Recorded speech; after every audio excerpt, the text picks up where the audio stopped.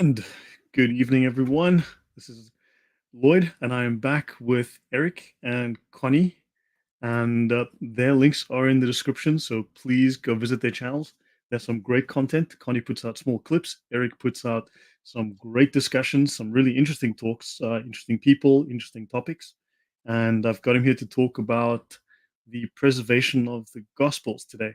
So, how are you two doing? Thanks for coming today. Great. Thanks for the invitation. Yep. Thanks for having us again, Lloyd. No, you're very welcome. I mean, I'd like to bring you on semi-regularly. I really enjoyed the last conversation, and I do follow some of your content. There's so much on YouTube, I can't watch everything, but I certainly do watch some of your content. Like one guy I would love to trap in a dark alley with an audience and a spotlight and have a little sit-down conversation with is Paul Williams. I I've watched your show on Paul Williams. That guy, slippery, liar, and will never ever meet with someone who actually knows what they're talking about. Agree 100%. We did a show on him. I think we mentioned this the last time we were I here. watched it, yeah. Yeah. And the guy is just, it's so, if he wasn't so, if the problem would not be if he did not know he was lying, if he did not know he was misrepresenting, whether it was the gospel or the information that he puts out on his channel, it really wouldn't be a problem because I can accept ignorance. You can accept people just being ignorant of things. But see, the problem is that he knows that he's lying about it. And when you know that you're lying about something and you still try to present it as facts, that's when it becomes very problematic. And that's what he does. Yeah, that there's credibility. I mean, because I'll be the first one to stand myself corrected. I was corrected the other day by a Muslim. I said it. I stand corrected. I've tagged him at least a dozen times. I mean, I've tagged him over and over. I have left him messages. He just will not engage with me. So, yeah. So Eric, over to you. Today, the topic is gospel preservation. Why this particular topic? Well, the reason why I think this for Christians to know how well their gospel has been preserved is because of the constant attacks from Dawagandists, from Muslims, saying that the gospel has been corrupted. The gospels have been corrupted to the point where we don't even know who the authors were. The original message of Jesus is contained in this fictitious Disneyland book called the Injil, is not what was presented in the first century, and that everything that is in the gospel has either been confirmed by the Quran or has been rectified by the Quran, and all of it is a lie. So I think that if Christians just know a certain number of facts that pertain to the authorship of the Gospels, they'll be better equipped to take on these charges, or at least, and this is always my goal on my show, is the edification of their faith, is to strengthen their faith in what we have, knowing that this story that we have in the gospel message is a story that you can trust, and you can take that, you can enjoy that blessed assurance that Christ provides you, and knowing what the gospel message teaches, that, and knowing, not believing, but knowing in its veracity and its truthfulness, just gives you this overwhelming peace, especially when dealing with the Paul Williamses of the world and his ilk. I'm going to take a moment. So Sergeant Grinch, guys, please, Sergeant Grinch has been a long-time supporter of the channel. Please take a moment to keep him in your prayers for his treatment, that things go well, and his illness goes into remission, and he becomes healthy and stays healthy. So thanks, Sergeant Grinch. Good to know you're well, and yeah, all the best. We wish you the best, and speedy recovery. Yeah, man. And that leukemia piece, that's a tough. I had a friend of mine. He had leukemia, and he had it for 15 years, 20. No, that's I know, 15 years, and it was just was just hard watching people My dad died during COVID. do those Yeah, things. it was, and I couldn't fly home. I couldn't get home. And it was horrific, but it happened so fast. But it was really torturous. So, Yeah. yeah, but let's think positive thoughts. Sorry to Let's, hear that, sir. yeah, it God was rest quite him. traumatic, actually. But thank you. I'm sure it's your father. I lost my father about 5 years ago as well. Healthy Yeah. as a horse. Yeah, so what is this mysterious Injil? I've got a couple of shows on my channel discussing the Injil, which Muhammad had, which the Muslims actually had in their hands. However, for some odd reason, they failed to maintain, one, a copy of it, and cannot show us this mysterious Injil, and two, it contains all sorts of Gnostic myths and other heretical stories, as well as children's tales from that time. And three, they don't even have a copy of the original Quran. So Muslims are very, very bad at keeping copies of books. Wouldn't you agree, Eric? Well, I believe that they're terrible. if you number one of the Quran itself, when you burn everything that you have while trying to compile the correct one, yeah, you could say that they've had a really tough time of preserving their scriptures, to include the Hadith literature and to include the Sirah, and the list goes on. Okay, so guys, today we're going to do one of those modern streams. We'll be here for the next 4 to 5 hours, so I hope you've got a packed lunch. Okay. Tell your boss you're busy for the next while. So yeah, Eric is going to take us through 397 slides, you said, plus Q&A.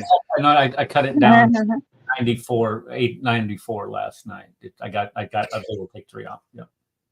Okay, good stuff. So let's get started because I have work tomorrow. Okay, this presentation is geared towards refuting these claims that we get from Muslims about corruption. So I'm going to deal with essentially 4 areas here. The first one I'm going to talk about is how early the Gospels were written, and I am probably going to ruffle some feathers as far as if you're a traditionalist and you've learned anything in the seminary in the last, well, I would say 30 years ago and prior. Recent scholarship is catching up, but we'll get to that. The second thing is I'm going to talk about the preservation of the autographs, because this is a claim that is often made, is that we don't even know what the original says. We don't even know what the first copies of the copies of the copies of the copies of the copy of this Bart Ehrman type mantra. So we're going to talk about that. We'll talk about the testimonial authenticity from the patristic writings that we get from the early church fathers. And then, of course, the corruption charge. I'm going to be using 5 sources. I got them right here.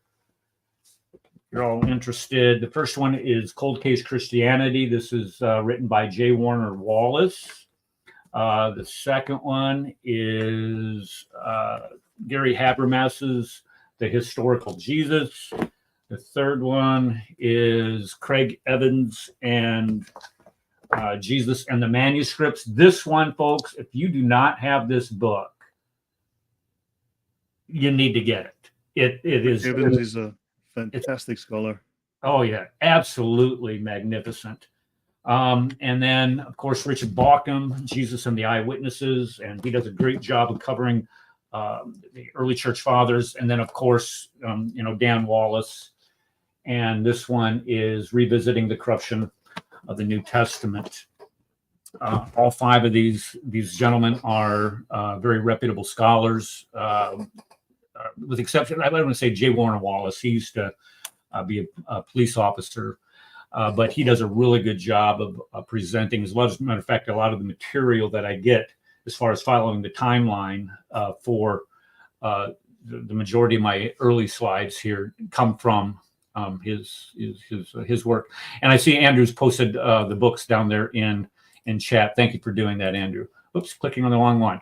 Okay, so let's look at the early dating of the Gospels. Normally, when we look at the traditional dating of them, they normally occur anywhere from 50 to 70 years after the crucifixion. But after looking at this and analyzing the internal evidences that we find within the Gospels and the epistles within the New Testament, That cannot be true. And what I'm going to do is I'm going to point out several different facts that we know from the Gospels and the epistles that clearly demonstrate that all of these are written prior to 70 AD. And why do I mention 70 AD? Well, 70 AD is where we have the destruction. I need to fix that. The destruction. That's destruction. I didn't make it wide enough. Text box wide enough. Of the Jewish temple in 70 AD by the Romans. And then I'm gonna put the Gospel of John prior to that, and I'm going to show you specifically why.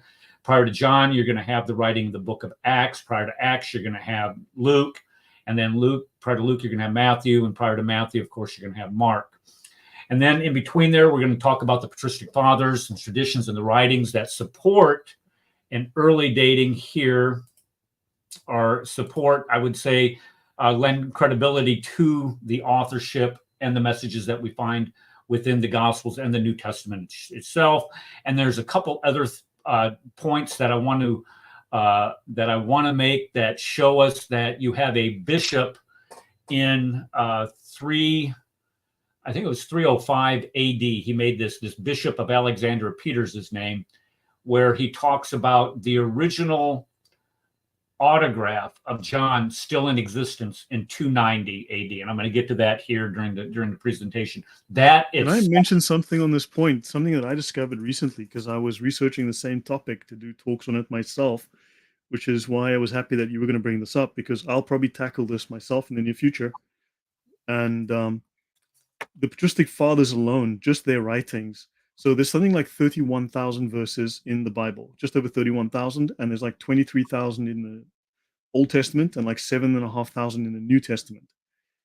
So that's 31,000 verses. However, these verses are referenced by the fathers between 1 and 2 million times, right, in their own writings, which is incredible, which means you've got multiple attestations. These verses are repeated verbatim in multiple languages over centuries, and close to the source as well, early by the fathers. So we could reconstruct the Bible entirely just from the writings of these fathers.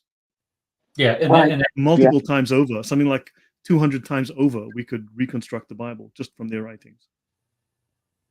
Go ahead, Connie. Yeah, I totally agreed. Eric taught us that. Oh, okay. A couple years ago. Yeah. I didn't. I tell you, I'm going to tell you. He's our professor. We're his students. I'm sure that we understand that I've had about 4 original thoughts in my entire lifetime. A lot of this material I either get from reading or studying, these topics. So I appreciate the shout out there, Connie, but a lot of it has to deal with you stand on the shoulders of the great people, and of course you stand on the shoulders of the early church fathers. That's all we can do. Eric, do you want to tackle that question before I give an answer?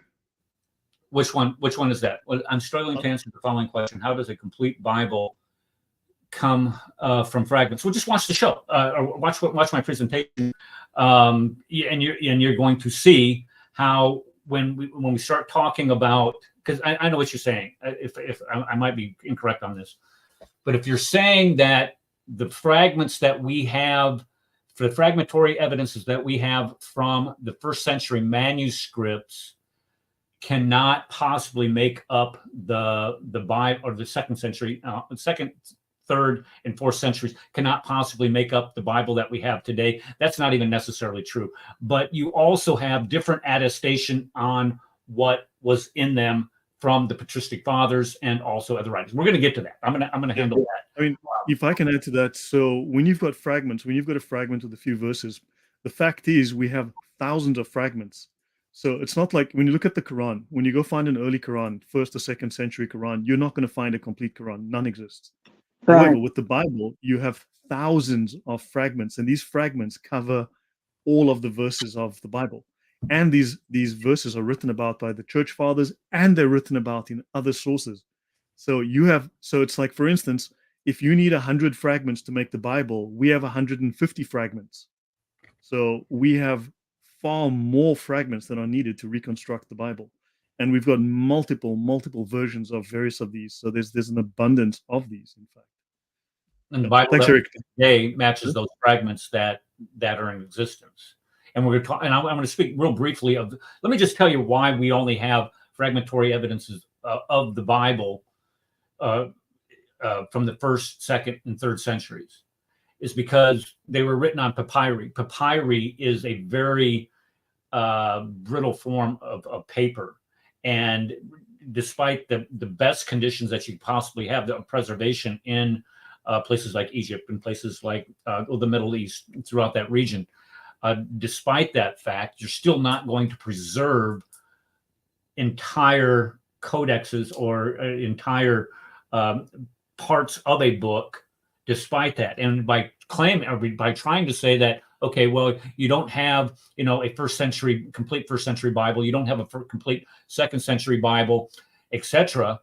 Well, then, we have copies of it, but then again, you're going to therefore have to disqualify all other works from antiquity because we don't have originals or recent copies from those.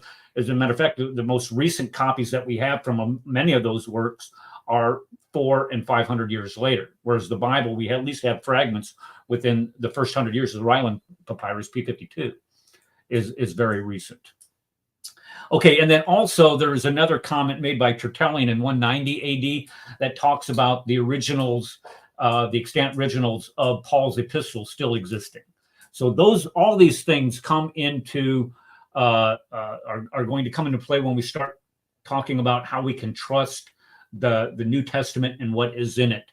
And another example that I'm going to use is Codex Vaticanus and Codex Sinaiticus, because those were used for hundreds of years after they were published. And I'm going to use that criteria of the preservation of Scripture for not 10, 20, 30, 40, 50 years, but for hundreds of years, centuries later. And that's what the focus of this is going to be.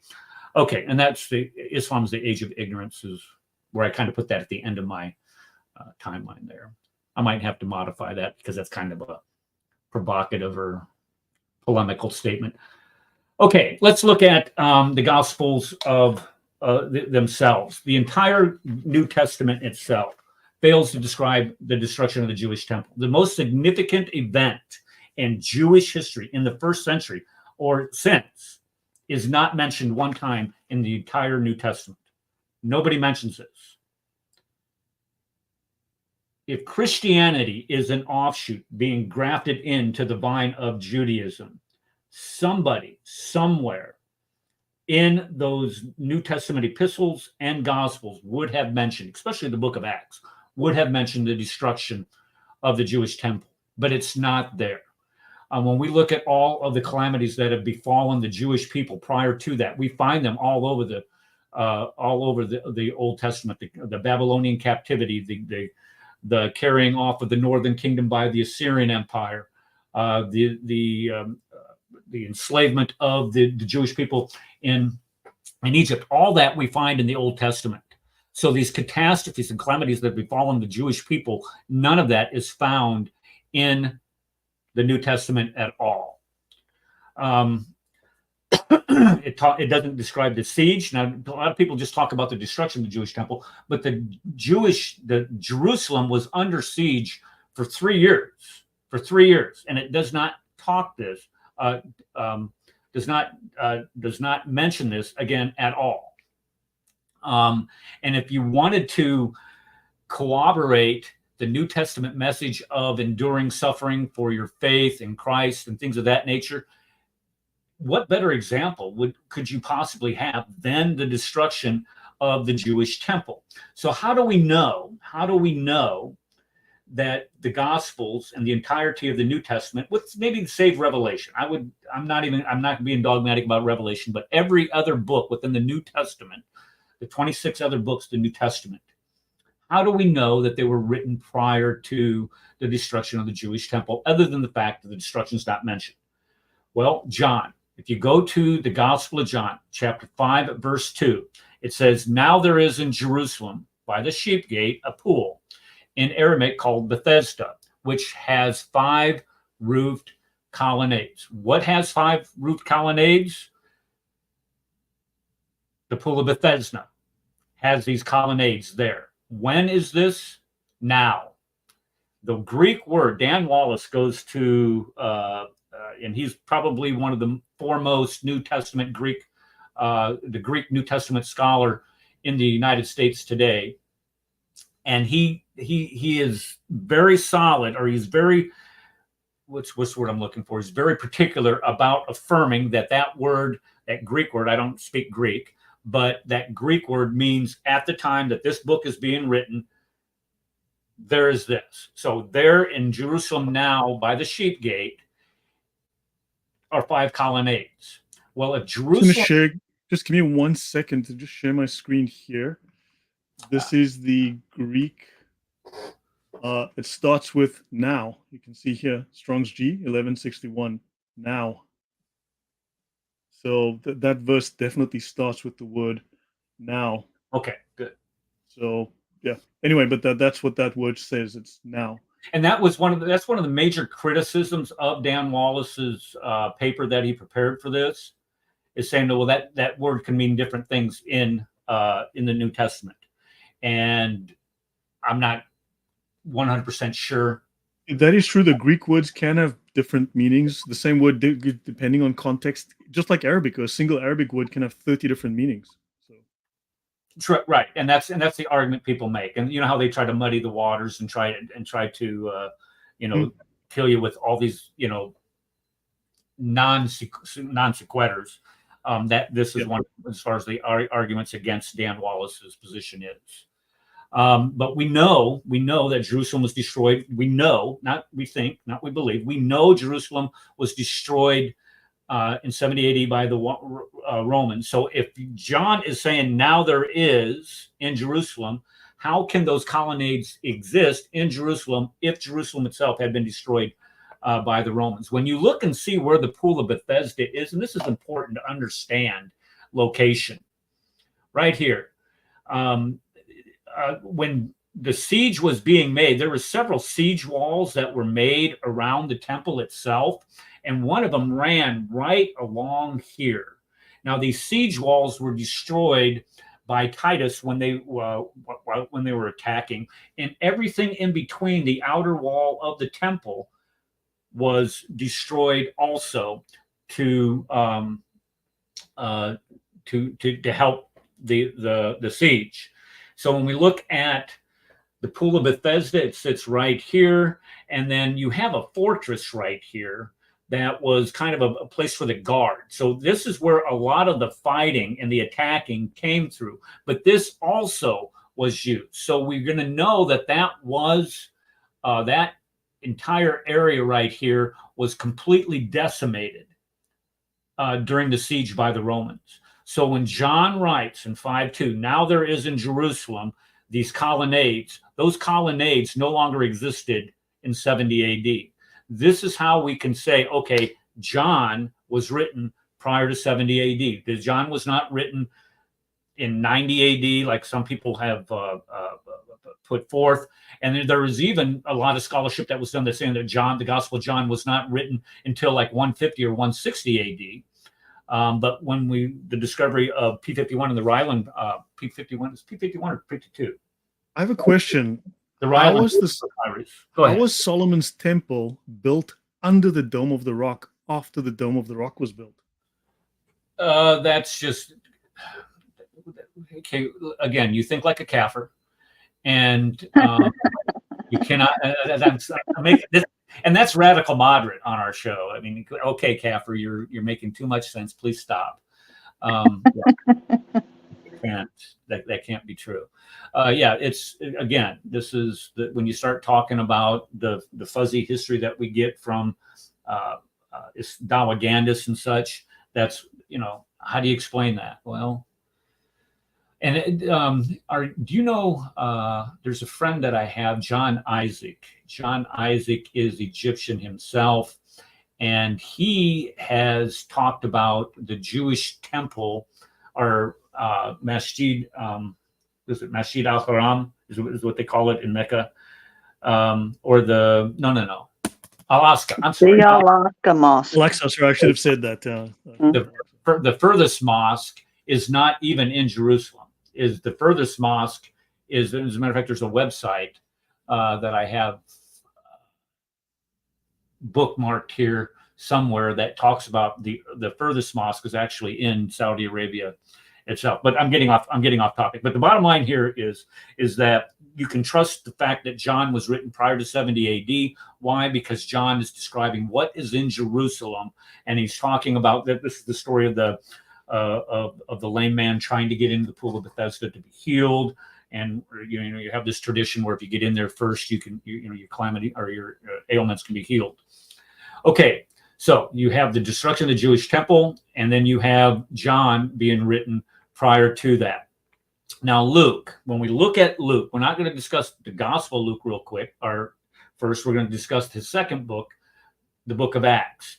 The book of Acts ends with Paul being imprisoned in Rome.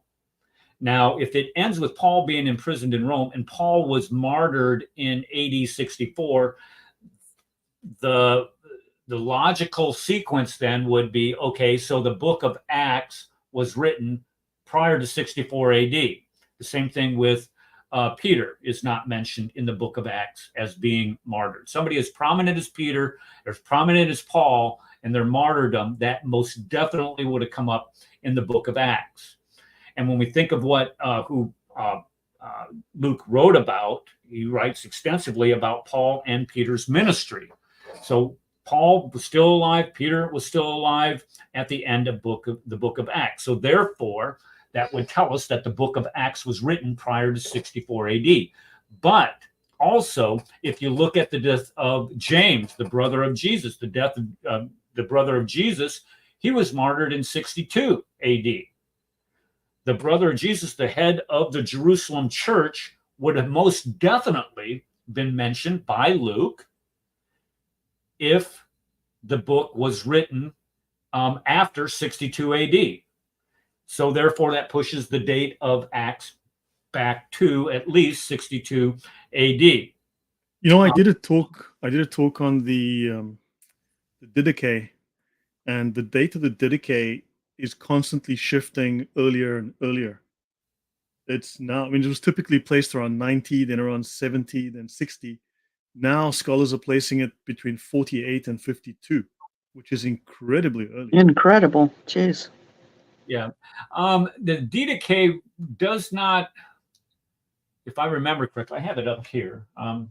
It does not, here we are. It does not mention does it mention the crucifixion of Christ, or is there any historical value in it? It's not it's more of a practical manual. It's like a catechetical manual and training manual. Right. So it's like an introduction for new converts on what to do, how to do it, and so on. And it seems to predate most of the Gospels, except for perhaps Matthew, because it seems to quote certain references from Matthew. Portions of the Gospel may have been written then, but not entirely. And also, the Gospels were possibly only available in fragments because they weren't written completely. Certain scrolls, some pages were available. So it took a while for everything. They couldn't just run to the printer shop. No, it is. This is what a lot of people they take for granted today, that, that the writing material was abundant at the time. And it's simply not true. Writing material or scrolls or anything written was very expensive at the time, because you had to get a scribe to write it, and that is a big expense. But yeah, I was trying to think about whether or not there was any historical value. And that's why I bought it, because I wanted to see if there's any historical value in it, and I don't recall finding any, but I'm willing to be wrong on that. Okay, so when we look at Luke, he does describe the death of Stephen. He describes the death of the brother of James, the brother of John, but he does not mention the most prominent apostles. When we start thinking about who in important, Andrew's not mentioned. You don't have, of course, the death of John is not there. You don't have the death of Paul. You don't have the death of Peter. All of these people are left out, but you will have the brother of John included, Stephen included. Well, why aren't you mentioning those other folks? Now, when we look at the Gospel of Luke itself, we know it predates Acts. So what are we going to put Acts at? Well, we're going to put Acts at least at 62 AD, because the brother of Jesus, James, died in 62 AD, and that's not even mentioned. So we would think that something of that significant would have been mentioned by Luke, who was writing an orderly account, he said, of what happened during the early church. But it's not there. So when you get to the introduction, we can see that his gospel was written prior to the book of Acts. Now, when we look at Paul, you got to follow the bounce of the ball here. I guess I should have qualified that. Paul quotes Luke's gospel in his letter to Timothy. So Luke's gospel is being considered scripture. Now, when did Paul write his letter to Timothy? About 63 to 64 AD. And when he he pens this letter in 57 AD. I'm sorry. And this is what he says. He says, he quotes two passages here. You will not muzzle the ox, and the laborer is worthy of his wages. Well, when we look at these two verses, the Old Testament verse, you will not muzzle the ox, you find in Deuteronomy. And then the laborer is worthy of his wages, we find in Luke 10:7.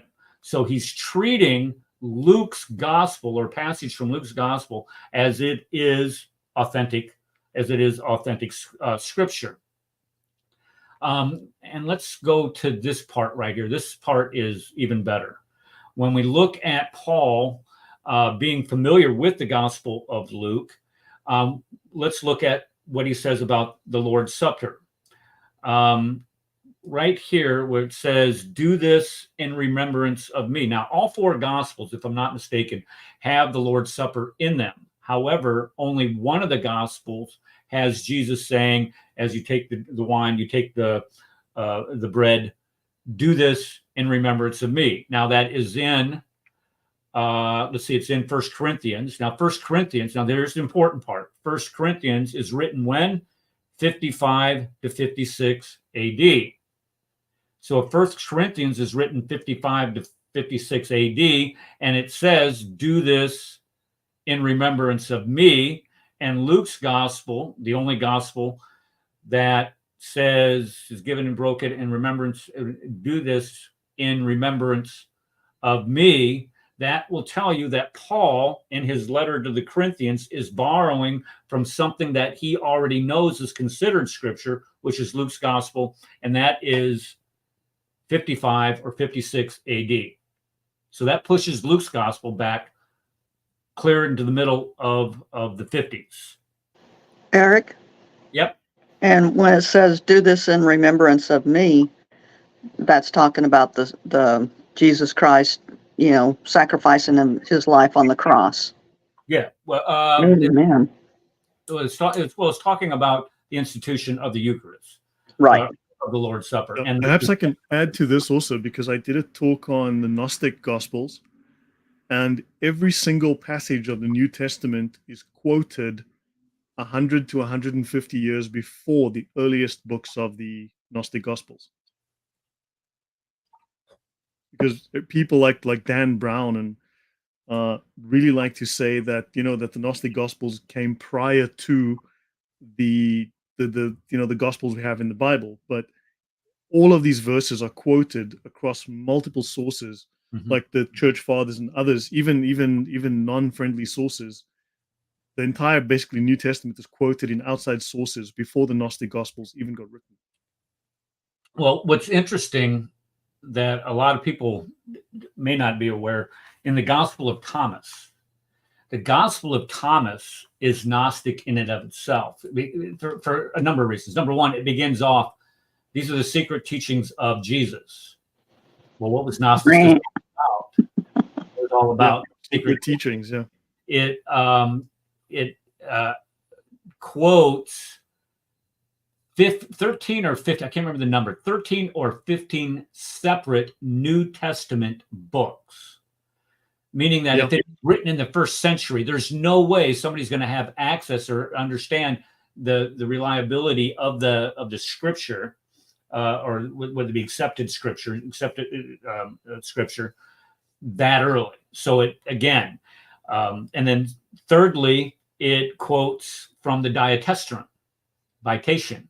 Tatian wrote the Diatessaron, I think like 170, 175, somewhere around that neighborhood. And so the Gospel of Thomas is quoting directly from the Diatessaron, which is, everybody should know that it's a synthesization of all four Gospels together. And then lastly, it's very aesthetic in nature. It has Jesus saying that you should never get married, you should never have sex, you should. I think he's even a vegan of some sort in that book. So when we look at the Gnostic writers themselves, just like as you were saying, and how they had access to all of these epistles and gospels, and to try to say that the Gnostic writers were some sort of authoritative writers is absolutely ridiculous. And again, Craig Evans does a really good job in his book. Craig Evans does a really good job in his book addressing that specific. What did he say about that? Go ahead. I'm going to see if I can find if I can mention, so there's the Gospel of Thomas, but there's a second gospel, which is a completely different writing, Gnostic writing, called the Infancy Gospel of Thomas. Mm-hmm. And it has also been used to claim that it is one of the original writings of the gospel, that the Catholic Church beat everyone up with sticks and then threw out these amazingly great stories. This contains the writings that are in the Quran, for instance, where Jesus makes these clay birds and Jesus kills a boy and whatnot. Right. So the whole clay bird story is here. And the very earliest copy of this particular Infancy Gospel of Thomas has been identified, and it is the scholars date the papyrus to the 4th or early 5th century. This is hundreds of years after the Gospels. Mm-hmm. So the very earliest copy of this is now being discovered, and it is extremely late compared to the Gospels. And this is where the Quran is drawing its apocryphal stories from, for instance. And those stories, and this is what people need to understand, those stories about Jesus speaking from the cradles, Jesus making clay birds and things of that nature, are ripoffs. They're plagiarisms. And Muhammad was passing these plagiarisms off as some sort of divine revelation from God. This guy here, William St. Clair Tisdale, yes. This is a fabulous book when you want to start analyzing where Muhammad got his messages, his Gabriel from. Well, he got it from a lot of these old stories that were already pre-existent, circulating in Arabia at that time. Yeah. Just by the way, this was available in Latin, Syriac, Ethiopic, Armenian, Georgian, Arabic, Gaelic, and Slavonic. Incredible, including Greek. In the 4th, 5th century, are you saying? At least so. Wow. It was very widely spread in multiple languages. So incredible. So yeah, just thought I'd raise that. Yeah. You know, with all these so-called manuscripts out there, it's a wonder that Muhammad never chose to take it from from the New Testament. They never had an original. From what I can determine, he never actually had a full written copy of the Bible. We know that the Ethiopians had one, and they would recite it orally. And it seems that his knowledge was oral, not actually from a written copy. And also, I've got scholarship I have not had a chance to do on my channel. But the area where he grew up, supposedly anyway, was a hotbed of heresies. In fact, it was called Arabia Heresium Ferax, or Arabia, the bearer of heresies. It was one of the primary locations of heresy in the world at that time.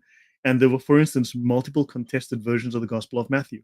Like 6 different Gnostic versions existed at the time, and people were confused as to which is the original and which are the fakes. Well, I was I'm not going to go there. Never mind. I'm not going to touch that, because we could spend another hour talking about what he plagiarized and what he. We can do that in a different day. Yeah. Okay. Yeah. Sounds great. Okay. So Luke, Gospel Luke, 56 AD. we can push the Gospel of Luke back to 56 AD. So you have the destruction of the Jewish temple, 70. You have the writing of the Gospel of John prior to that, whether that's 67, 68, 69, or whatever. And then you have, of course, the book of Acts, which ends with Paul in prison. And since Paul was in prison and Paul was martyred in 64, 65 AD, we know that the book of Acts was written at least prior to that. But when you also include the fact that the brother of Jesus, James, the head of the Jerusalem church, was martyred in 62 AD, you can push the book of Acts back prior to 62 AD. And then when you get to the Gospel of Luke, because you have Paul quoting in Corinthians, do this in remembrance of me, we can push the Gospel of Luke back prior to 56 AD when Paul wrote the letter to the First Corinthians. And the First Corinthians there's no dispute about Pauline authorship in that, just to make sure that, some of the people out there want to argue that. And then, okay, let's look at Luke and Luke getting a lot of his material from Mark, pushing the Gospels of Mark and Matthew back earlier to 56, 55 AD. Luke admitted he was not an eyewitness to the life of Jesus. So where did he get the information from? And I'm going to go to the patristic writings and the early church fathers to verify a lot of this. But when we look at Luke, he repeats entire passages that are in Mark and Matthew. 350 verses from Mark appear in his gospel. 250 verses from Matthew appear in these in his gospels. So Matthew and Mark had been widely circulating prior to the Gospel of Luke being writing. So it's reasonable to make the conclusion that Matthew and Mark were written anywhere from 50 to 52 AD. Some people put it Mark as early as 45 AD. I don't know exactly how they do that, but some people do. But I would put it 50, 52 AD. So when we look at the early attestation to the gospel message, to what Christ did in the Gospels, we can put those Gospels within 20 years. Beginning within 20 years to a maximum of 37 years with the Gospel of John from the cross. That is very early. People need to understand that when we're talking about ancient writings, that is very, very early when it talks about opining upon when people start writing about historical events. Most historical events are not even bothered to be written down within 100 or 200 years of the event itself. For example, take the Sirah of Muhammad, his biography. When was his biography written? Well, his first biography. 250 years after his death at best. Yeah, even Ishaq was, again, 130, 632, 760 is when Ishaq was supposedly alive. So that's 120, 130 years. After, but we don't even have anything from Ishaq. We have to go to Hisham, which wrote an entire century after that. So when we start talking about early attestation about the life of Christ, it far surpasses anything that Muslims might think that they have about Muhammad. So number one, Gospels were written early. Therefore, you don't have room for embellishment. The gospel accounts of death, deity, and resurrection, all three which are denied in the Quran by Muhammad. And you have, of course, a huge multiplicity of manuscripts that we have in there. So you have all of these different gospels written prior to 70 AD. Now, early church fathers, patristic authorship. A lot of people, when we look at Islam, they talk about the hadith and the narrations that they have as far as what Muhammad did, what Muhammad said, and that's oral tradition. The hadith literature did not begin to be written down and codified or put together until Bukhari put it together. I think that was 870 AD. Now, if you do the math, that's 2.5 centuries after the death of Muhammad, that you have at least, 20 separate generations or 20 separate iterations of people saying so-and-so said, so-and-so said, so-and-so said, so-and-so said. And you're going to believe that? Really? We as Christians have a written transmission of authorship that we can put our fingers on and say, look, we don't have this so and so said, so and so said, so and so said. We have an actual chain of authorship, and I'm going to go through that here in just a minute. I just want to highlight something since you said 870. This is the same period as Bukhari.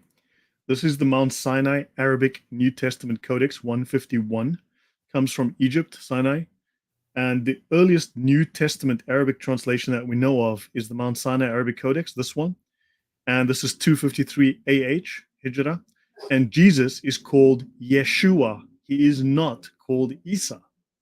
So how is it that he's called Isa within the Muslim writings, but the earliest full Arabic New Testament calls him Yeshua? So just a point of of interest. 151. I'm writing that down. That's important for something that I'm working on. Okay, so this is according to the Hadith. Is that correct? That it says Yeshua? No. This is a New Testament translation in Arabic. My bad. Yes, sir. Thank you. Earliest known New Testament Arabic translation from the Sinai in Egypt. Let me go up here. You'll see this one is this is from this monastery here. So these people were living outside of this. Yeah, well, you can see that's St. Catherine's Monastery. This is where this comes from. So if that's written in Arabic, Yeshua, how come the Quran says Isa? Has anybody ever figured that out? I'll bring up something on that. Let Eric go back to this thing, and I'll bring up the Isa thing in a bit. Okay, yeah, and this is the thing about Islam. It doesn't have the right Jesus. It doesn't have the right mother of Mary, the mother of Jesus. I mean, it doesn't even have Jesus being crucified. This is why it's easy. I'll say it's easy.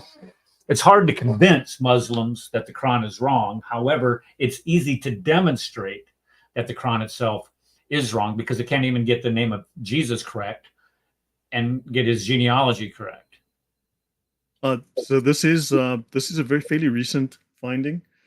I subscribe to the Biblical Archaeology newsletter, which is about their publication is about $30 a year, $33 a year. The earliest evidence of Christianity in Arabia, and this is the Jordanian desert, and it uses the name Isa, right? So this actually uses, so this is here, this is east of Amman, that's Jerusalem here, and it actually uses the name Isa, and this is where they found it, this pile of rocks here, this inscription. And so basically this looks like Arabs that were, it's Safayitic language, and they were using Isa here. So it says here, so it adds a commendation of his deceased uncle and finally concludes with a unique religious invocation to Isa, which corresponds to the name given to Jesus in the Quran. O Isa, help him against those who deny you. So, and that's the inscription here, Isa. So Safayitic in this region. So I can send you guys this document. I'll send it to you. Please, yeah. Okay, but who created this? Where did you say this was? This was in Syria? This is the region where it was found. It was written on this somewhere in this jumble of rocks you see here in this rock desert. And it comes from this area here, this Wadi Hara or whatever, in Jordan to the east here. Wadi al-Qudari.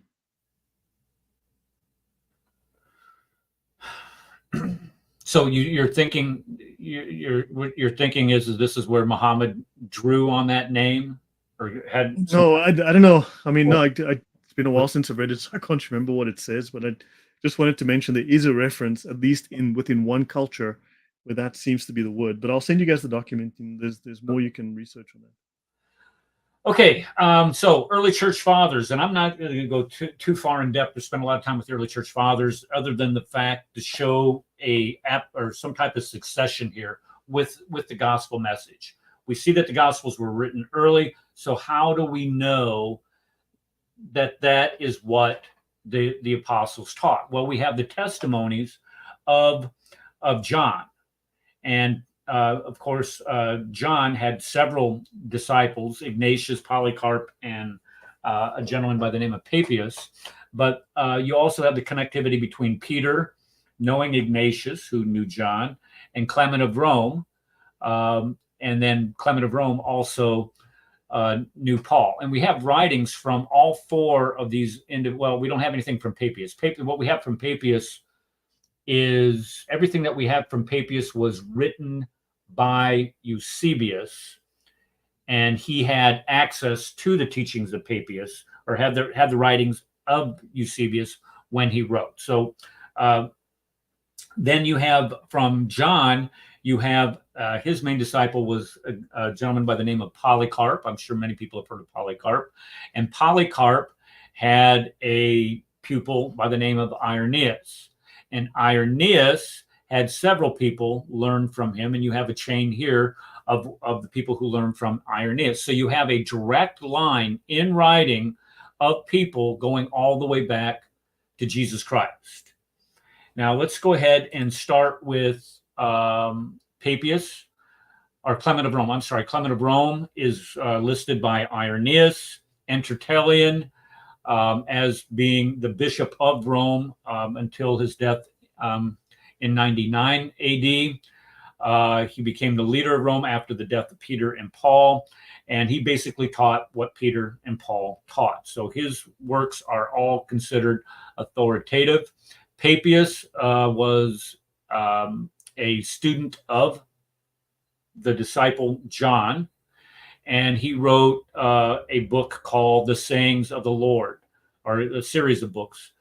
So he knows John. He compiled the sayings of Christ from what he got from John. And a lot of people think that the story that we find that's often, and this is often a charge, look, we have this story here that's not in the earliest writings, the woman caught in adultery. This is John chapter 7 into chapter 8. And we're trying to figure out where this story came from. Well, it's in Papias's writings is where it actually comes from. And it's such a beautiful story, somebody decided to insert it into the Gospel of John itself. And a lot of the history of the church, of who was related to who and how they were related, we get from Papias's writings. And then you have Polycarp. Polycarp was a direct student of John, the apostle. And he, this, and a lot of these sayings that I'm going to cite here deal with the deity of Christ, because this idea, this charge that there was corruption added into the Gospels by the early scribes and by the early church writers, that it's a farce. It's a lie is what it is, because when you look at what the early church fathers said about Jesus Christ being God incarnate, you cannot make that argument that you had this corruption seep into the gospel message. And notice how Polycarp refers to Jesus. He believes in our Lord and God, who? Jesus Christ. From Polycarp.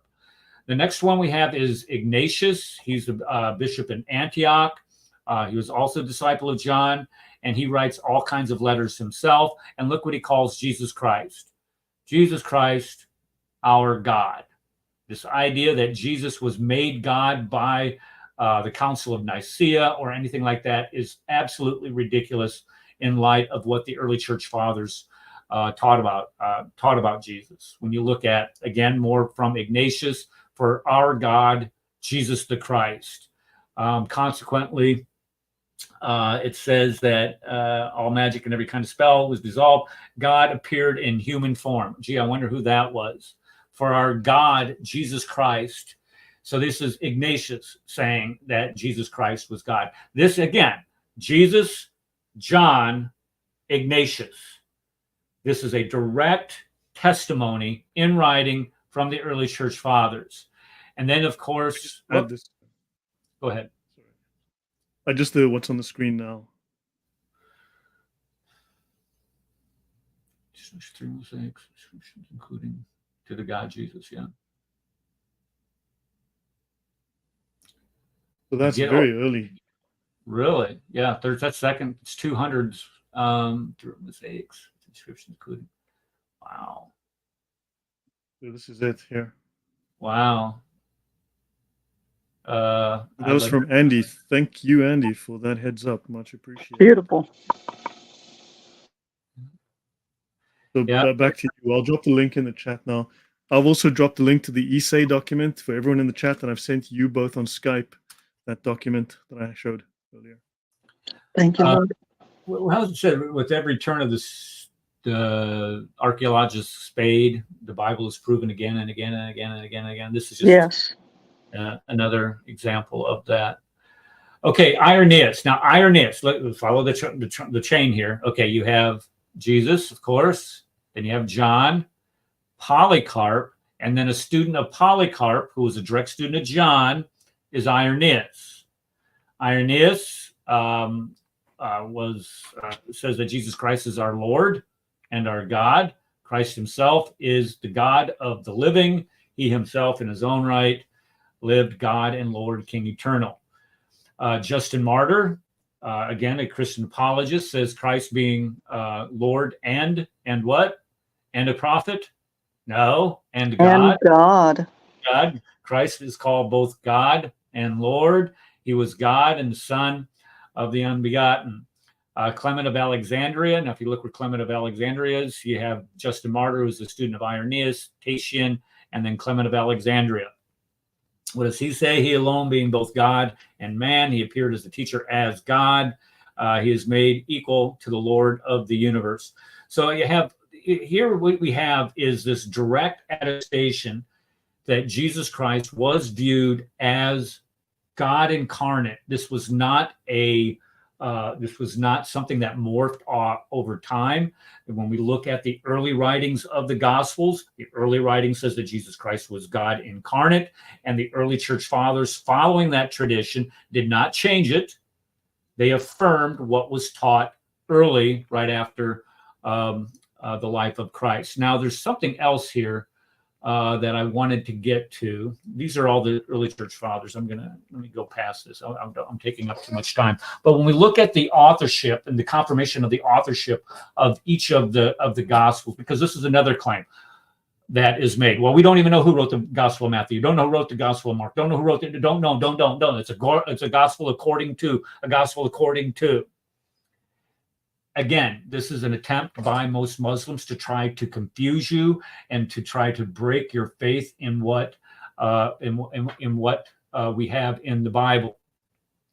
Number one, with Matthew, there's internal evidence that shows that Matthew, who was the tax collector, wrote Matthew, and the reason why is the references to money. Only somebody that works in banking or in finance, something along those lines, would use that type of language when describing money. Papias says that Matthew compiled the sayings of Christ in the Hebrew language, and the audience for Matthew, of course, was the Hebrews, were the Jews. It wasn't the Gentiles.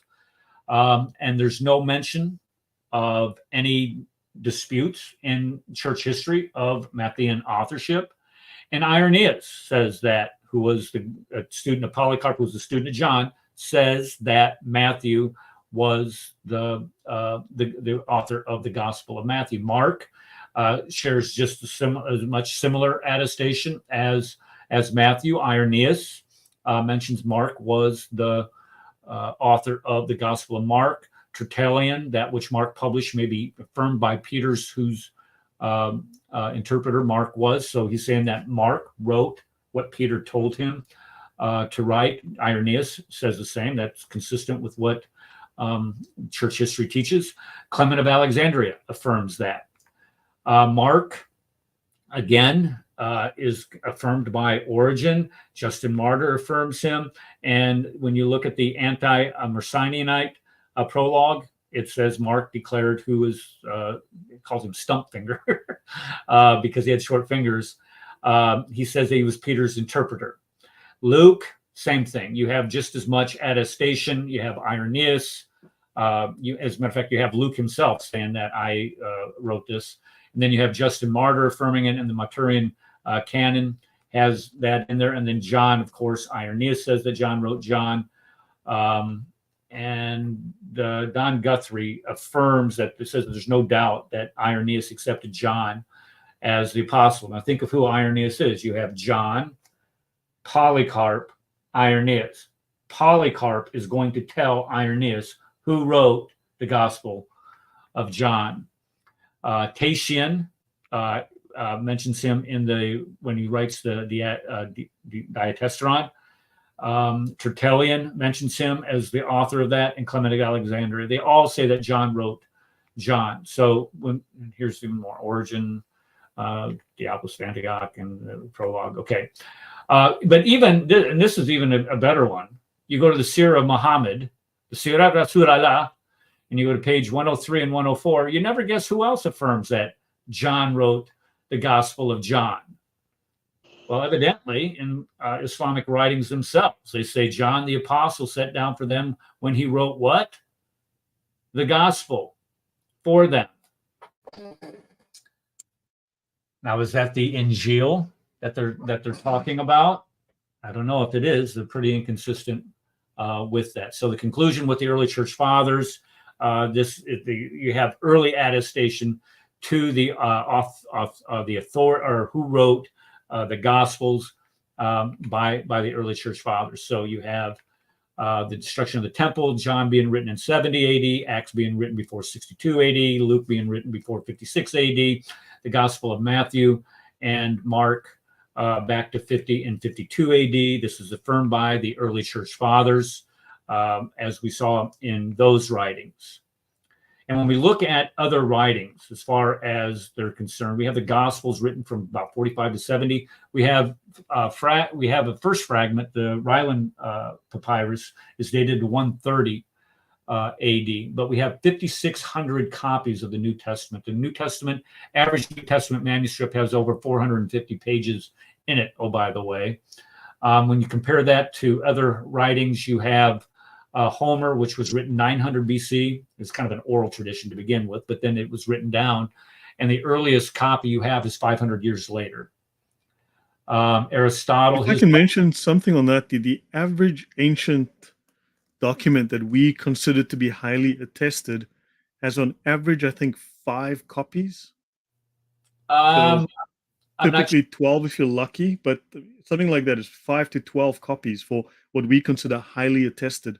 And the Bible has literally like nearly 6,000. Right. Yeah. And that's just the Greek copies. We have all kinds of Latin when they moved away from Greek to the Latin in the 3rd century. So in all, we can say we have about 25,000 New Testament manuscripts. Can I just mention something relevant to this? Sorry, finish your point, and I'd like to just raise something relevant. No, go ahead. I'm just saying, if you have the earliest, what you're saying is that the earliest copies that we have of works from antiquity, we only have a few of them. Number one, the average, I think I don't know what the average number is, but when you compare that to what we have with the New Testament, number one, we have what Dan Wallace calls an embarrassment of riches, because we have thousands of manuscripts compared to 10, 15, 20 maybe. And then the earliest manuscripts that we have as a relationship to the event in which they describe is like exponentially better than what we have. Like I just mentioned, Homer, we have copies, but the earliest copy is 500 years prior to that. And maybe Muslims can give us a copy of the Injil or the original Bible that Muhammad was saying that the Jews had between their hands, or maybe their early Quran, so we can actually see it. But I'll hope you guys can send me photos of it or something. Send me a copy. By the way, so this is Bukhari hadith. So part of the reason that this is relevant is that there is a huge library, which if you had to stack up literally the Bible copies that we have, they would be the height of 3 or 4 Empire State Buildings. Right. They'd be a mile high. Sure. Whereas if you took the old Quran copies that we have, they'd be like 2 foot nothing, 3 foot. You'd have basically nothing by comparison. But Muslims were making the claim very early on that the Gospels had been corrupted. They call this the claim of tahrif, tahrif. That's this here. However, when you go through the Muslim sources, as I did in my series called Polemics, Paul, as in Paul, as to why Muslims attack Paul constantly. If you read through the scholars of Islam, they constantly make the claim that the Bible was corrupted by Christians misrepresenting the meaning of the words. Not that the Bible had been rewritten or edited, had the wording changed, but that we misrepresented, we misunderstood, we misread, we didn't interpret it correctly. So even here, Bukhari, right, writes that so the Jews and Christians could corrupt by misrepresenting the meaning of the words. So this is what was the general view at the time, that we misrepresented the words. And then the story changed later on. For instance, Ibn Hazm, the Spanish genius who's here on a Spanish postage stamp. So in the 11th century, Ibn Hazm brings the accusation of textual corruption, tahrif, of the Bible. So Gerhard Niels writes the article, Why Do Muslims Believe the Text of the Bible Has Been Corrupted? And he writes in his article, in 1064, Ibn Hazm, from the ruling hierarchy of the Umayyad government in Cordoba, Spain, charged that the Bible had been corrupted and falsified. Now suddenly, 300 years later, we no longer have we misinterpreting it. No, you've written a fresh copy of it. The charge was to defend Islam against Christianity because Ibn Hazm came upon differences and contradiction between the Bible and the Quran. Now, this is in the 11th century, the 1000s, the middle of the 1000s. So this means that for the very first time, Muslims seems to be in Spain in the 1000s finally actually picked up a Bible to read it. Prior to that, it seems that they only had Gnostic Gospels and other sort of apocryphal sources, right? So that's why the Quran has all these Gnostic and apocryphal sources. So believing by faith that the Quran was true, the Bible then has to be false. So we said, since the Quran must be true, it must be the conflicting gospel texts that are false. But present texts must have been falsified by Christians, note, after the time of Muhammad.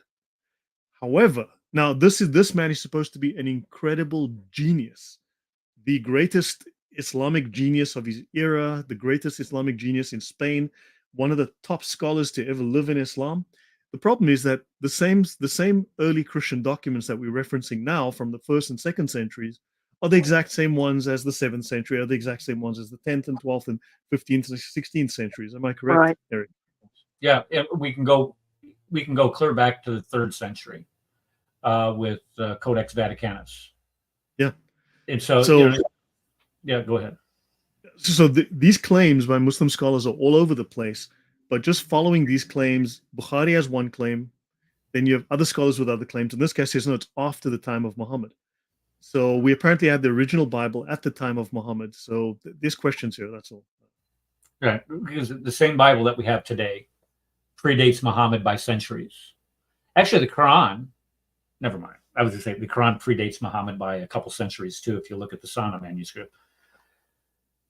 Anyway, quit making sense.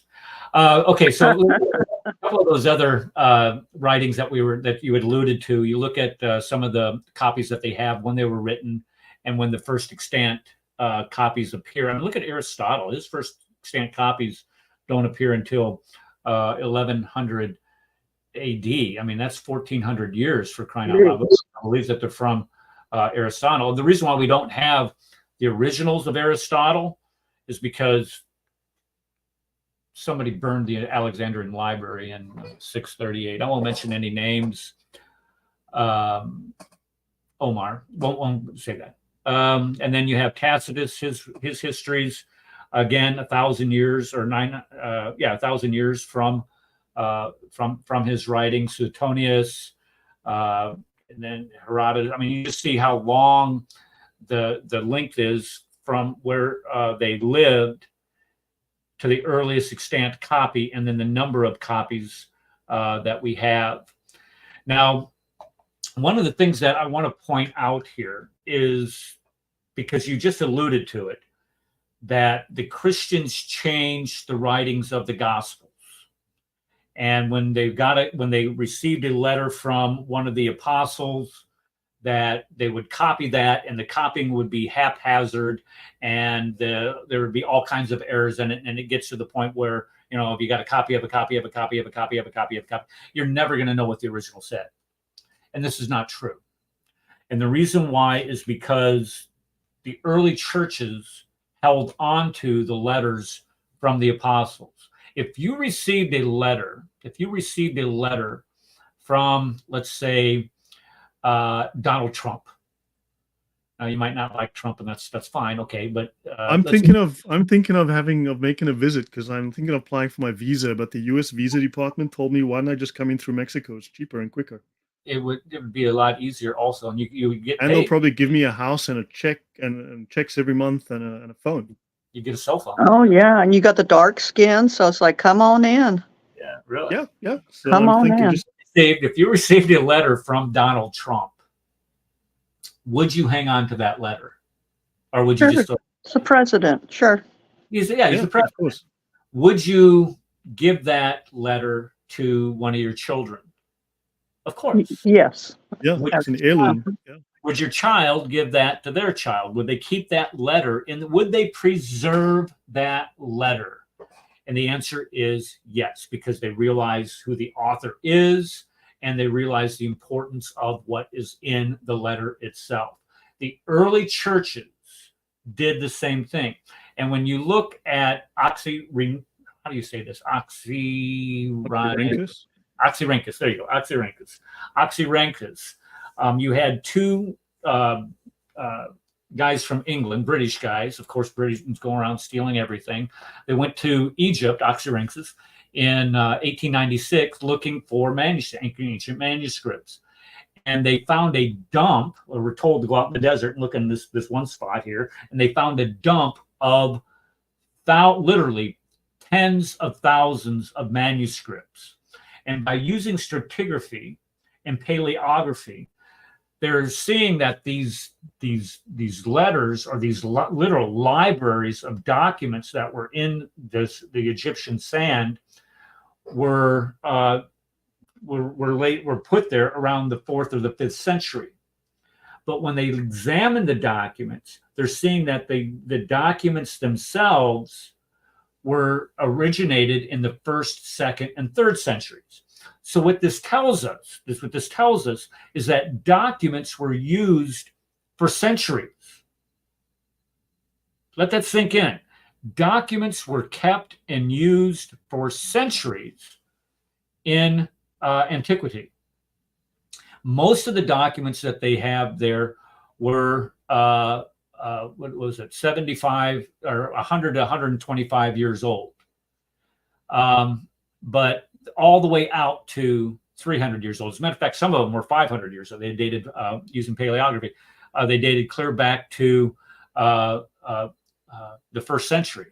So here you have a demonstration, a confirmation that in the ancient world, they would preserve these writings. They weren't something that you would take, like, for example, this book right here. As good as this book is, I doubt if I will this to my children are going to keep this book. They might give it to their children, but this book is not going to stick around for 100 years or 150 years, let alone 200 years. Here in the ancient world, they did stay around for a long time. And we can also see this is verified with the Dead Sea Scrolls. Most of the scrolls that were uncovered had been used for 100 to 150 years. 40 of them were dated that they had been used for 200 years. And they date this from using the end date of 70 AD or 73 AD, when the Romans had laid siege to Masada. That they know that these documents predate that by centuries. So the Athenians in Qumran, it's demonstrated that they were using these documents for centuries. When we look at Christian works, Codex Vaticanus, created in the 5th century or 4th century. This was used, it's documented that it was used, folks, it was used, the Vaticanus was used for 100 years. When you look at Santiaticus, same thing. Created in the 4th century, it was used clear out to the 7th century. So these documents that were used by ancient Christendom were used for centuries after them. Same thing with Codex Bezae, where we get, if I'm not mistaken, a lot of the translation from the King James Version of the Bible came from Codex Bezae. But this is the most interesting. This is the most interesting fact from this book that I found, from Craig Wynn's book. This is on page. This is on page. Yes, I do. Page. Come on, where is it? Where is it? Manuscripts. Come on. You think I would have had this? Here it is, page 88. Page 88. There is a mention of the Gospel of John during. Now this is written in 305 by the Bishop of Alexander. Peter was his name, in 305. And he's referencing the Gospel of John. Now look, listen to what it says here. This is important. The Gospel of John, written 70 AD. Now was the preparation of the 3rd hour, as the accurate books have it, and the autograph itself of who? The evangelist John, which is, this is kind of like what John says, and now you will find in Jerusalem by the sheep gate, colonnades, which is up to this day, has by the grace of God been preserved in the most holy church of Ephesus. What Peter is saying here is that the Gospel of John, the autograph. Now, what is an autograph? An autograph is the original. When letters were created, people would have 2 letters written by a scribe. And then the one that was sent out to the person with the letters to, they would sign with an autograph. That's why they're called the autographs. Peter here is saying that the autograph of John is still in existence in the church of Ephesus. This is over 200 years. Now, if you if you are someone who is looking to copy the Gospel of John, was it still available to copy? Yes. Okay, so this claim, this Bart Ehrman claim, a copy of a copy of a copy of a copy of a copy, is a bunch of crap. The extant autograph, the autographs circulated and stayed in existence for centuries.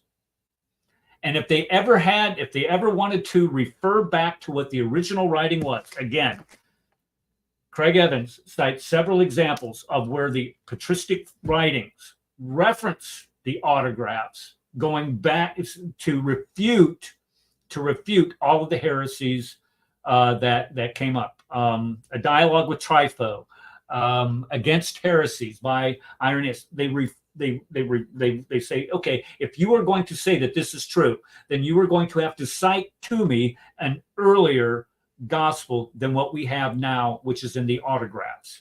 This throws this idea of the creeping in of different viewpoints or desires to change Christianity into the trash completely. You have other references.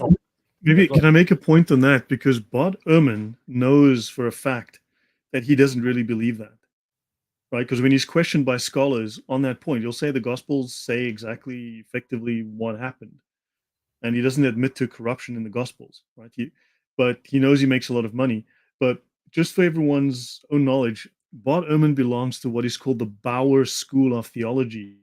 Now, this was associated with a guy called a German, of course, called Ferdinand Christian Bauer, and he was in the Tübingen School of Theology, which adopted a Marxist dialectical view of religion, right? And which came from Hegel, who influenced Marx. So Bauer, he was influenced by Hegel's theory of dialectic. He argued that 2nd century Christianity was a synthesis of 2 opposing theses, right? Thesis, and so it's Marxism, basically, right? Yes, it is. And he believed that early Christianity was characterized by diversity and conflict, right? And that what later became considered as heresies actually represented the original and accepted forms of Christianity. So heresies were actually the original Christianity. So he says, and then Walter Bauer, another figure, slightly different name, right, challenges that. He writes a book called Orthodoxy and Heresy in Earliest Christianity. He says that in church regions, the earliest form of Christianity was later labeled as heresy. So he says that heresies are not corruptions, but the original expression. So, so this is where Bart Ehrman gets his ideas from. Two guys, one called Baur, B-A-U-R, and one called Bauer, B-A-U-E-R.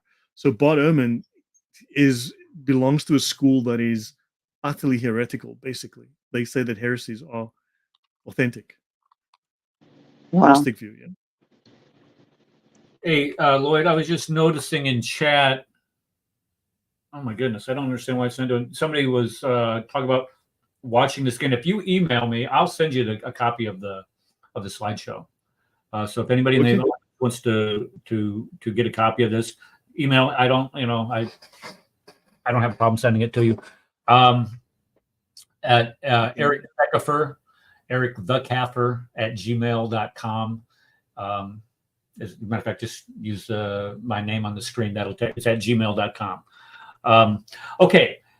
What was I going to say about this? There are other references also to other manuscripts. If you look at Tertullian writing in 190 AD, when he's writing a prescription against heretics, he cites that Paul's autographs still exist. He mentions an autograph still in Corinth, Philippi, and Ephesus. And he also defends the Gospel of Luke by asserting that it is still in existence to be consulted. So you have Tertullian, early church father, saying that, hey, what is he writing? 190 AD. So this is 150 years after the Gospels are written. And these Pauline epistles are still are still in existence. You have Gaius of Rome saying that the divine scriptures, when people are making, or they're combating these heresies that are trying to creep their way into the Christian church, they're saying, look, we can lay our hands on the divine scriptures. They can't.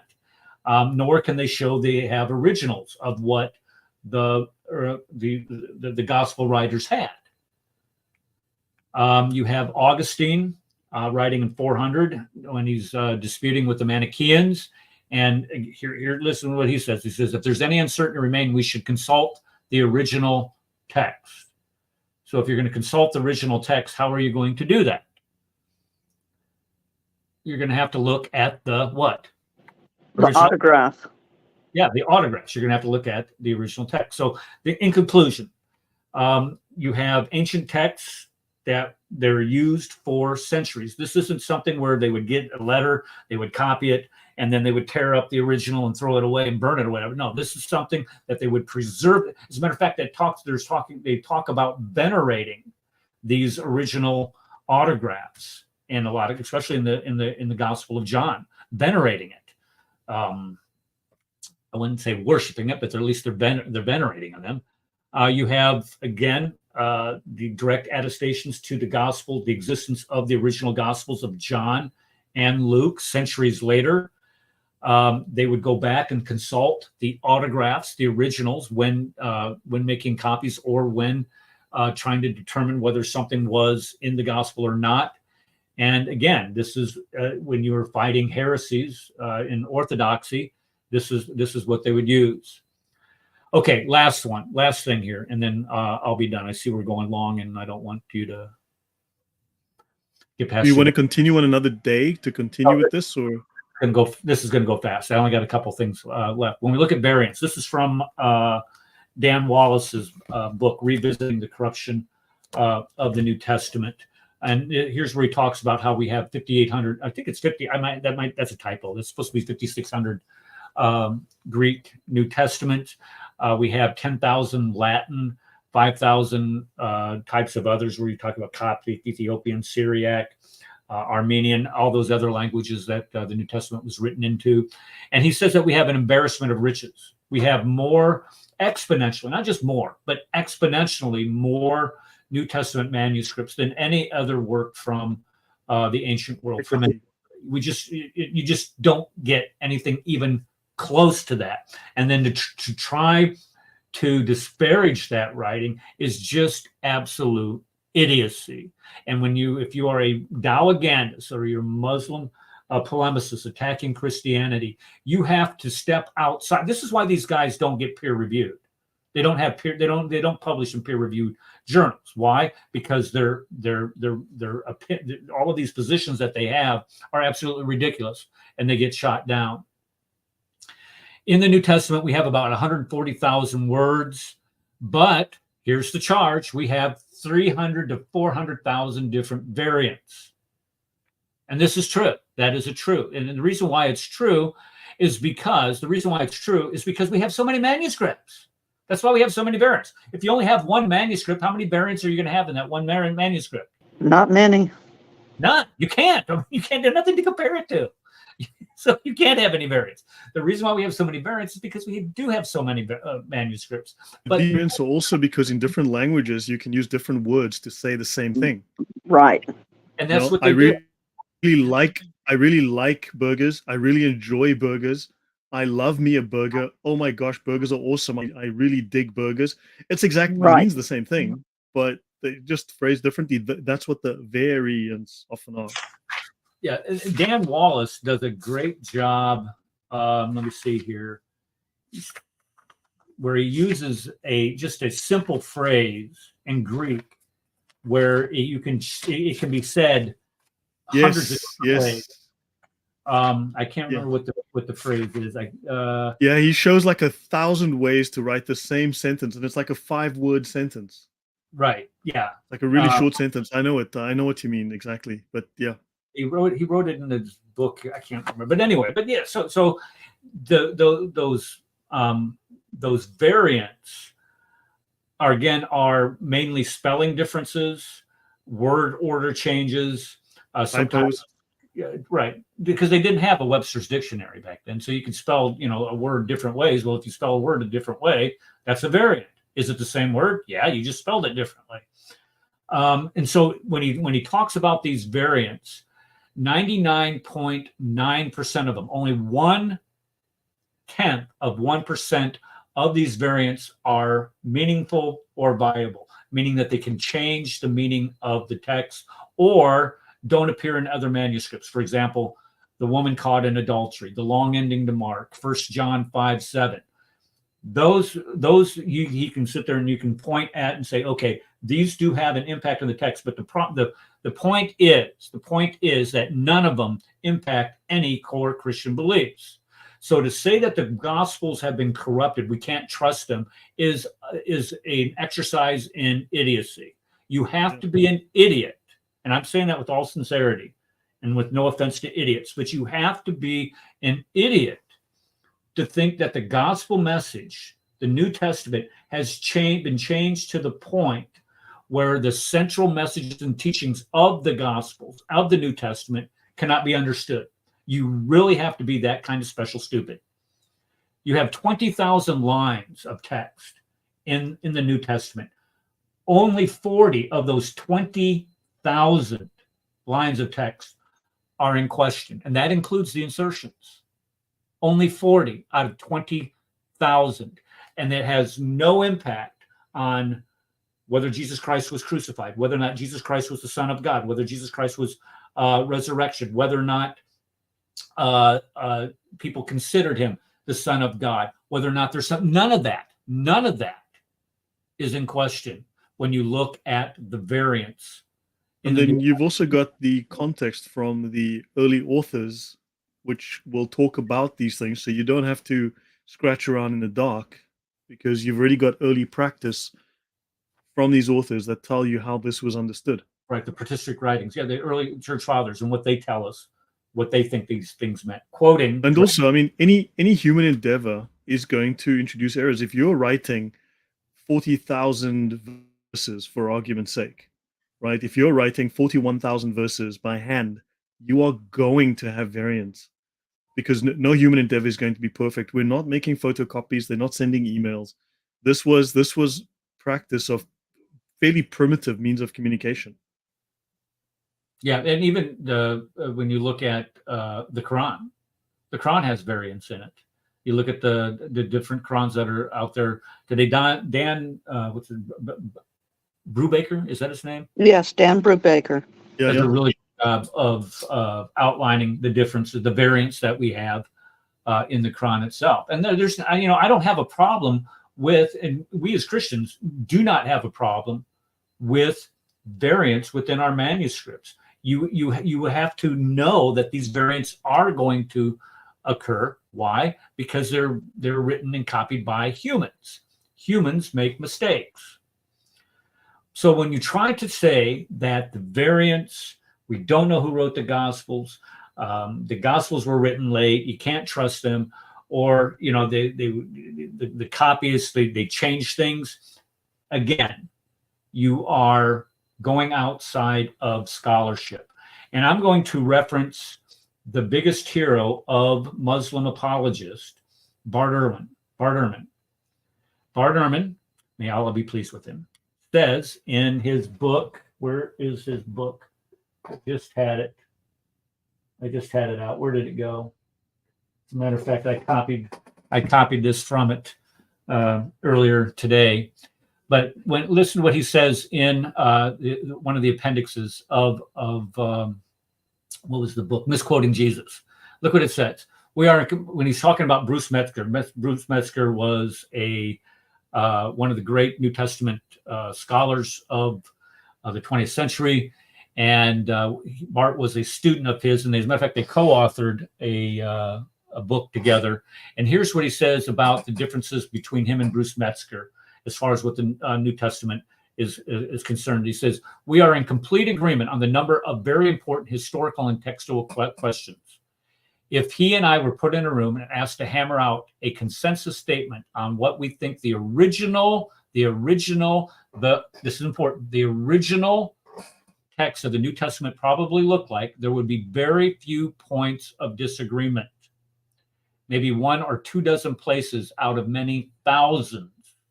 The position I argue for in Misquoting Jesus does not actually stand at odds with Metzger's position that the essential Christian beliefs are not affected by textual variants in the manuscript edition of the New Testament.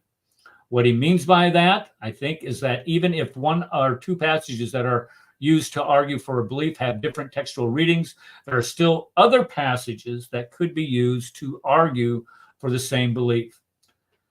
So Bart Ehrman, the hero of the Dawah says that even taking into consideration all of these variants, there is no core Christian beliefs that are in jeopardy when we look at the variants.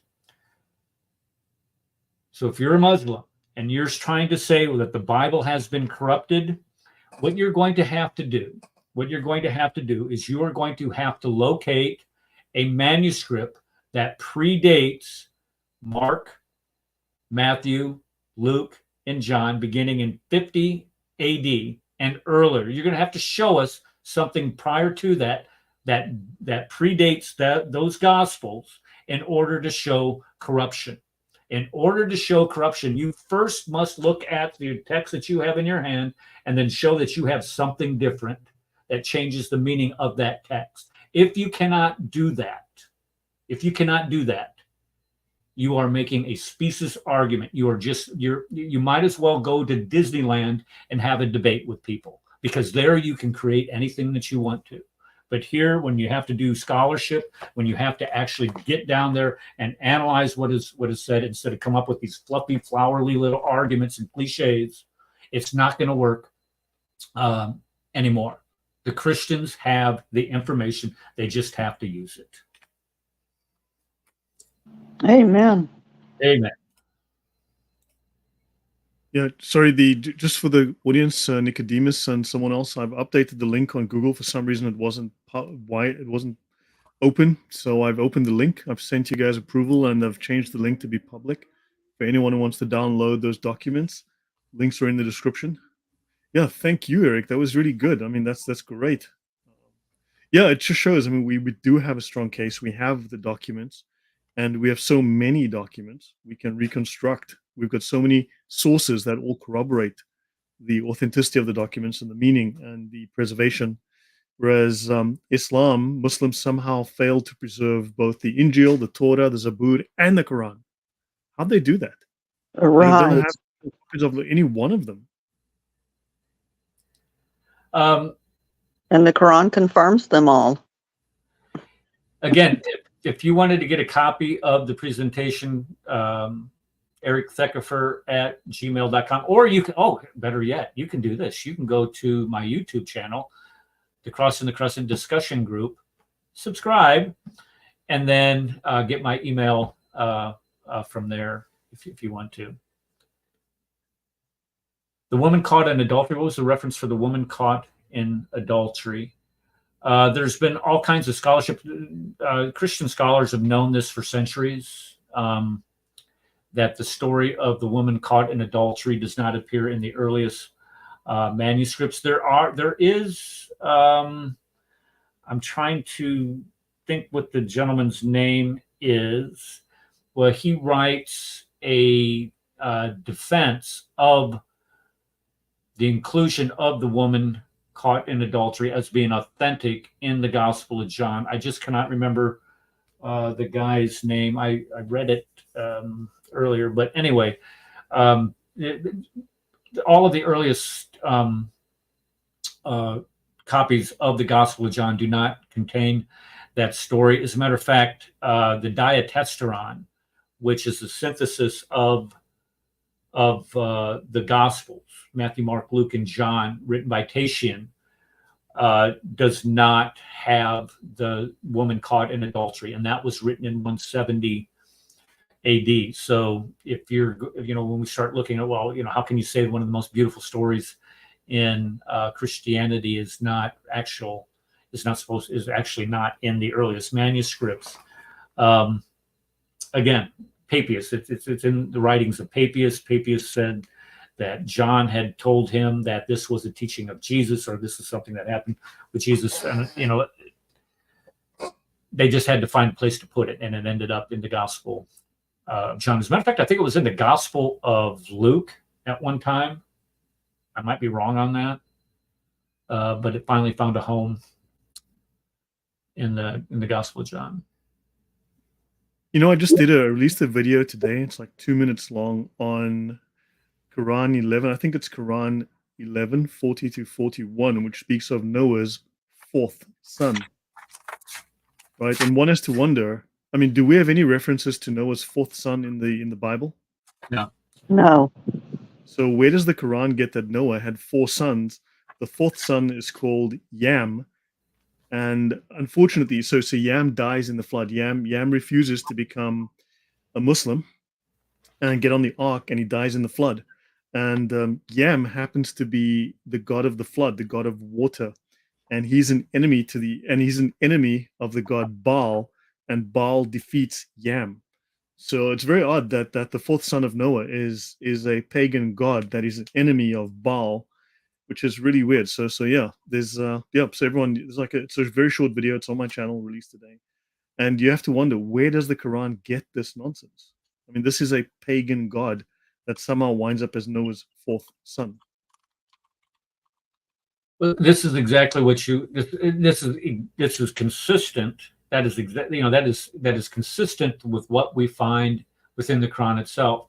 There are so many stories where the Quran has cited known heretical, Gnostic, apocryphal, Syriac folklore stories, and is passed off as somehow being divinely revealed to Muhammad by this sock puppet they call Gabriel. And it's and I don't even know what type of apologetic that you could continue to come up with. When you start pointing these things out, you say, okay, for an example, we have from the Talmud, Midrash Sanhedrin 9.5, talking about, if you save one life, it says you saved all the world. If you Yeah, Quran 532, 533, exactly, taken from the, yeah. And it's almost, I mean, there's like 6 or 7 different points of congruence here. And how can you say that and we know that this was written prior to Quran, this existed prior to, it's like a 2nd or 3rd century document. How can you continue to say that that is divinely inspired? And the excuse, and here's the excuse is that, well, the rabbi who wrote that did not realize that they were writing something given to them directly, were inspired by God to write that, and they did not know that. So therefore, Gabriel is ensuring that this teaching continues and is emphasized in the Quran. It's absolutely ridiculous. Yeah, I mean, look, I'm doing a series now on the fake preservation of the Quran, which Haytham Sidki called "Lies to Children." Right? I mean, you've got a PhD scholar saying that that is lies to children. Right. So, Who's yeah, somebody made Haytham Sidki. Who? Haytham Sidki. Haytham Sidki. Yeah, I've been watching him lately. Well, hold on. Let me just bring it up quickly. It's on my channel. I'll just quickly play it.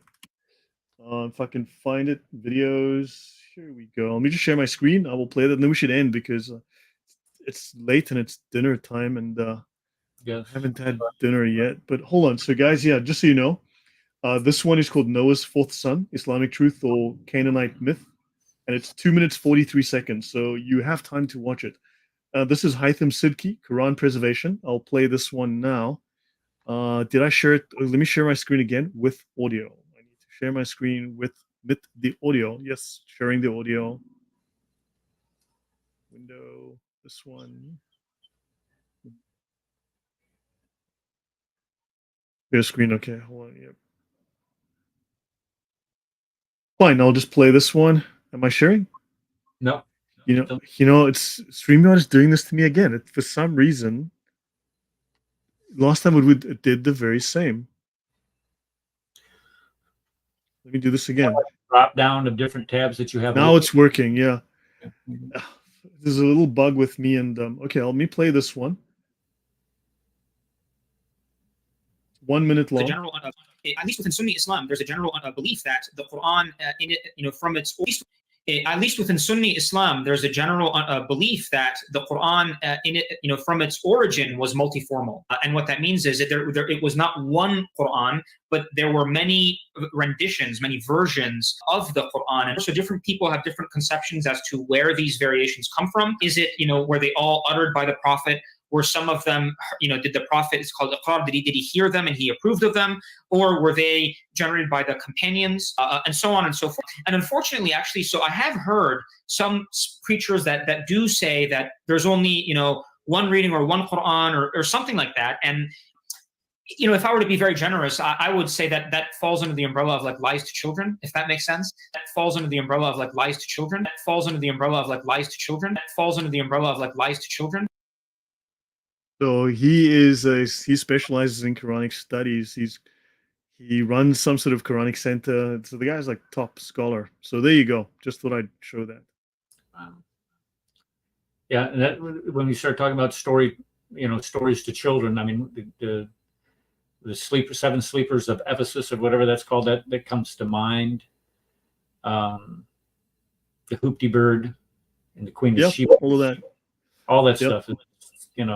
Yeah, I've actually got a lot of notes. We can talk about those things another time. We can actually bring up some of those and discuss so we can plan. So, guys, yeah, we should call it a night. Connie, any words from you? Yeah. Since Eric established academically the New Testament, I would encourage all the dear Muslims to start reading the New Testament. Thank you. Great. Eric, final word? Yeah, and it's kind of spot on with that. A lot of times when you find the Muslims commenting on the Old Testament or the Bible, saying it's been corrupted, they can't, tell you, name 5 or 6 books of the Bible. This is the level of ignorance that is preyed upon in the Muslim community.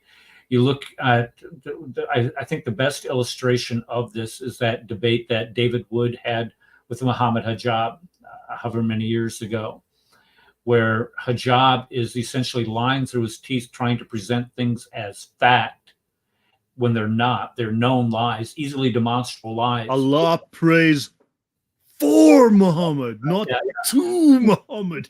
Well, and that was the biggest of them all. But who was, if you look and see the reaction of the crowd, it's like going to SeaWorld down in Florida and you're getting seals to clap if you just throw them a fish. Well, if you just throw them a lie, those clapping seals will sit there and Allah Akbar all day long without knowing the facts. And I would just echo what Connie said, is to do your own research, as Darcy always says on the show. Do your own research, read the Bible, and then try to make those claims with the knowledge, with known facts and knowledge, as opposed to what your imam is telling you. Yeah, they're all about show. I mean, they're all about performance. They're not about fact. But the thing is, we are slowly pushing them back. I mean, they're losing ground. We've got the facts. And right now, they are having to tap dance big time. And I say we make them tap dance off the cliff.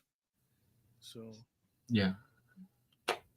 Thank you, Brother Lloyd. Thank you. Thank you, Brother Eric. Yeah. Well, thank you for having us on your channel again, Lloyd. It's a lot of fun to come on here and not have to run a show. And actually, no, great pleasure. Yeah, I mean, it's just good to listen and to learn. I learned a lot myself, and hopefully so did the audience. Their links are in the description, and please go to their channels, support them as well. This is fantastic work. Thank you very much, Eric.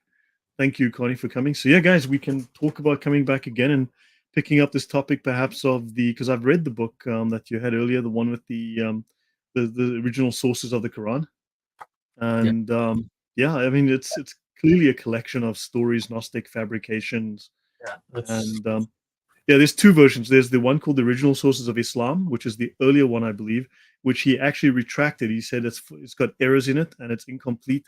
He then wrote a second one called the Sources of the Quran. I think it's in that order. So if you've got the other one, check that that's not the one that he said you should stop using, because he's got the updated, improved one. Yeah, I think there's two. There's two different publications. Sources of Islam and Sources of the Quran, and one of them he said you should. How many different story? I went in and I bookmarked. Wow. Yeah, I booked. That's how many different stories that there are. Well, there's even more than that, but it's ridiculous.